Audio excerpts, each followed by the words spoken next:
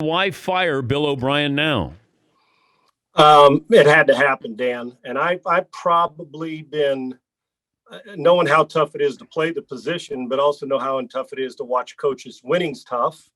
And I've probably been a little bit more patient with Bill than most people in this city. They've been begging for it for years.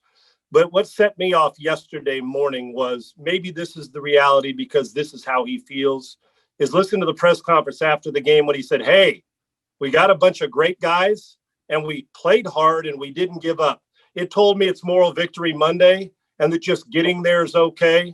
It had to happen now because you got to send a loud message, not only to your coaches and to this city, Dan, but the players are underachieving as well. And I think you put them on notice. This is long overdue. I don't like to see guys get fired, but it's the business. That's why you get paid the big money.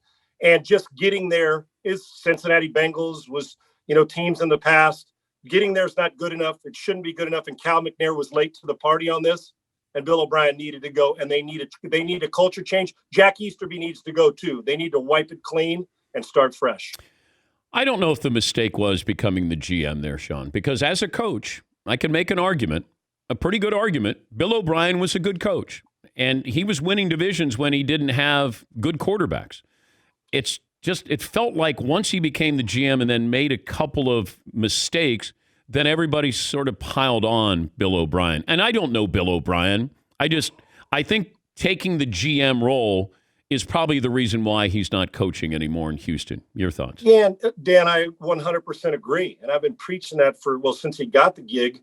And anybody that dangles the GM carrot, of course the head coach is going to take it. Who wouldn't? You want that power. At least you want some say in it. And I can remember with our good friend when we were doing SportsCenter, Stuart Scott. And remember when Mike Holmgren took the GM job in Seattle, Dan, when he was coaching as well? He had both. And I can remember sitting on that set, and I told Stuart that day, I said, when he decides to give up the GM job and goes back to just being a coach, Seattle will win again. And I believe the next year, the year after, they were in the Super Bowl. And not a pat on the back, but you can't be a doctor and a lawyer. There's only one dude that I know can do that, and he's in New England, and he also had the best quarterback on the planet for 20 years. So it's not a bad gig. But I'm with you. And Bill liked power.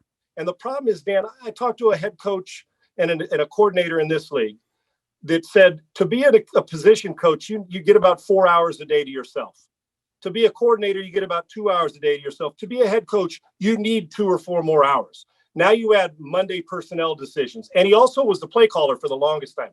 You just can't do it. And I have not talked to one former coach or former front office guy yet that thought that anybody could do both great. And in the process of trying to do both, Dan, he became average. Because I'm with you. He knows X's and O's. Bill's a decent coach. The problem is you lose the focus and you lose track. You want to be in the fast lane the whole time. And unfortunately, their team played like they were in the slow lane.